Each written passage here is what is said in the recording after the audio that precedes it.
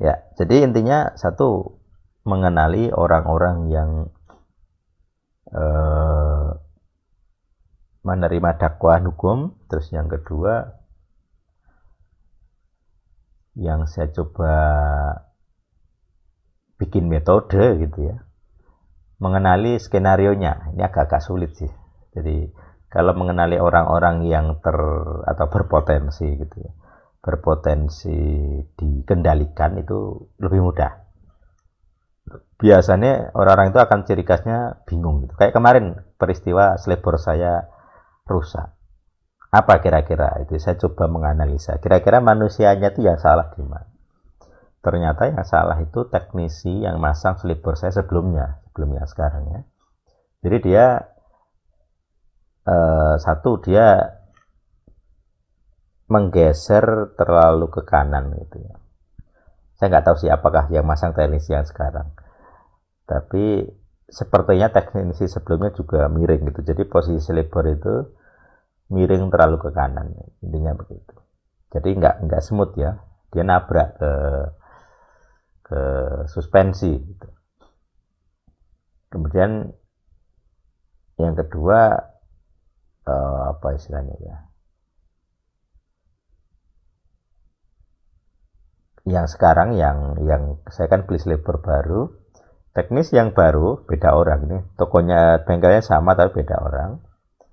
Itu tidak merubah ini gitu ya, karena mungkin merasa tidak tahu, karena ini juga bukan yang biasa dia hadapi gitu ya, nggak standar.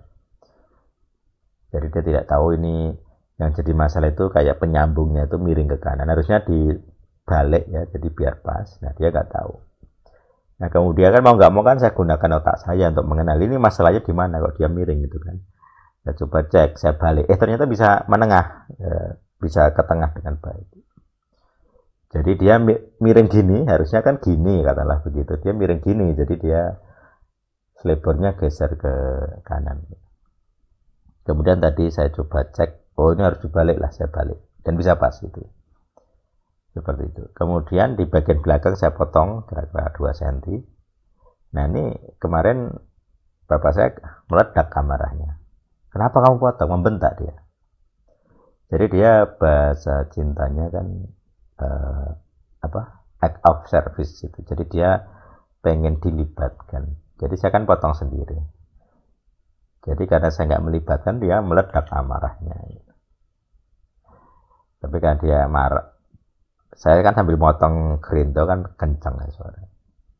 Dia dengan kata-kata keras, ya nggak mau saya keras. Saya bodo amat gitu kan. Setelah beberapa saat kemudian dia mulai mereda gitu kan. Jadi ya seperti itu gitu ya. Ini skenario setanik. Kenapa dia wataknya seperti itu gitu ya. Jadi seakan-akan dia selalu controlling, selalu mengendalikan. Jadi saya tidak boleh mengambil inisiatif sendiri. Kan lucu, aneh gitu. Di satu sisi dia selalu menuntut saya dewasa, tapi di sisi lain dia selalu controlling, dia mengendalikan segala sesuatunya. Apakah ini orang tua akan selalu begitu, aku nggak tahu. Tapi yang jelas saya mengenali, ini tidak normal ini. Amarah-amarah ini nggak normal. Makanya saya kemarin baru saja berapa hari, 2 hari atau 3 hari ya, saya coba mengenali. Karena saya juga punya potensi ledakan amarah yang serupa gitu ya. Jadi kalau fase up juga ada ledakan-ledakan seperti itu. Jadi saya pengakuan gitu, dari yang saya tahu lah gitu ya, dari beliau apa yang membuat kira-kira amarahnya kepada Tuhan, kepada peristiwa yang dialami ya, kekecewaan dan sebagainya. Nah itu secara psikologis, mental itu mendera gitu ya. Jadi saya coba akui itu. Terus kemudian saya juga mencoba mengakui, ada nggak dalam diri saya pengalaman-pengalaman kecewa yang berpotensi meledak amarahnya. Kemudian kemarin ketika minggu atau Sabtu Minggu gitu, saya coba merenungkan. Karena beberapa kemarahan itu membuat saya atau dipicu ya, ada paralelnya dengan beberapa minder ya, perasaan minder. Kemudian saya mencoba merenungkan kenapa harus minder. Itu kan pilihan saya. Jadi saya minder itu pun saya memutuskan minder gitu ya. Saya coba analisa, saya coba ubah gitu ya. Ya saya tidak minder gitu ya. Jadi segala hal yang penderitaan yang saya alami rata-rata ya, mayoritas itu karena orang lain. Karena keputusan orang lain, makanya kita bahas kehendak bebas juga. Kan itu di luar wewenang saya. Itu bukan salah saya gitu. Jadi kalau atau hal-hal yang saya alami itu di luar wewenang saya, kan saya nggak harus minder. Itu bukan karena saya salah gitu ya. Ini keputusan orang lain yang buat saya menderita. Gitu. Akhirnya setidaknya saya lebih menata emosi saya sendiri. Itu kayak metode ya. Metode supaya kita tidak bisa dikendalikan. Oke ya. Jadi yang kedua adalah mengenali prosesnya. Salah satunya adalah kita sendiri berpotensi dikendalikan. Jadi kalau orang lain dikendalikan, kita bisa kenali, oke, bagus. Tahap kedua adalah kita sendiri gitu. Jadi tadi saya kecelakaan itu sering kan saya bilang salah duga gitu ya. Seperti kemarin saya pulang dari Boyolali juga begitu. Ada beberapa salah duga yang ketika selesai itu saya ketawa gitu. Jadi saya terbahak-bahak dalam hati sambil motoran gitu. Biasa gitu.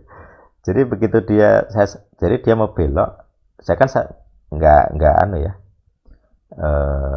Jadi Boyolali turun tuh kan turun terus ya.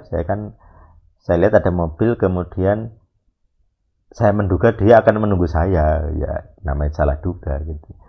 Ternyata dia keluar gitu. Ya karena turun kan ngeremnya nggak bisa sebagus kalau datar ya, jadi nggak bisa responsif. Tapi begitu saya lolos gak jadi nabrak dia, terus kemudian dalam hati aku tertawa gitu ya, karena ini yang biasa terjadi gitu. Jadi salah duga gitu. Jadi saya dibuat salah duga, artinya saya nggak tahu apakah saya dikendalikan atau tidak ya, tapi yang jelas namanya kita manusia kan mesti akan menganalisa gitu ya. Kalau ini khususnya berkendara ya, apakah orang ini akan berpotensi belok, apa orang ini akan menunggu saya tidak dan sebagainya. Itu kan standar orang naik kendaraan ya. Tapi seringkali begitu. Jadi dia tuh ada skenario supaya saya selalu salah duga gitu. Jadi kedandapan akhirnya kan mau nggak mau begitu. Makanya kalau naik motor, satu, saya tidak akan mepet-mepet secara umum ya. Jadi saya sangat menghindari gitu. Mepet-mepet itu sangat menghindari. Kalau perlu saya di jalur mobil di kanan gitu kan. Karena kenceng masih bisa dan motor tidak akan ada di kanan itu. Jadi potensi saya disenggol motor itu kecil sekali. Kalau disenggol mobil juga sulit karena saya di depannya bukan di samping itu. Kalau mereka kenceng saya masih bisa kenceng. Nah itu. Jadi yaitu metode ya, cara mengenali dakwaan gitu. Tapi itu hanya umum ya, artinya ini tidak bisa dibuat baku, nanti akan selalu begitu. Karena misalnya dulu saya juga pernah di belakang mobil, dan namanya di belakang mobil ya, resikonya adalah kalau ada lubang saya nggak tahu gitu. Jadi saya tidak boleh di tengah mobil, saya harus mengikuti bannya.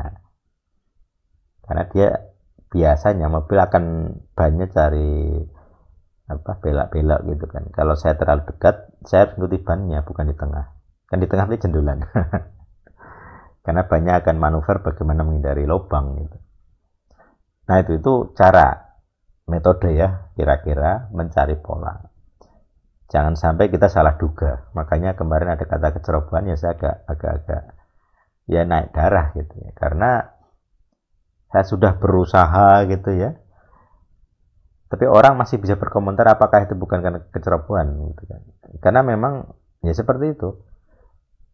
Jadi sudah saya prediksi tetapi tetap salah duga gitu ya, selalu salah duga gitu. Jadi tipikalnya pekerjaan setan itu membuat kita salah duga,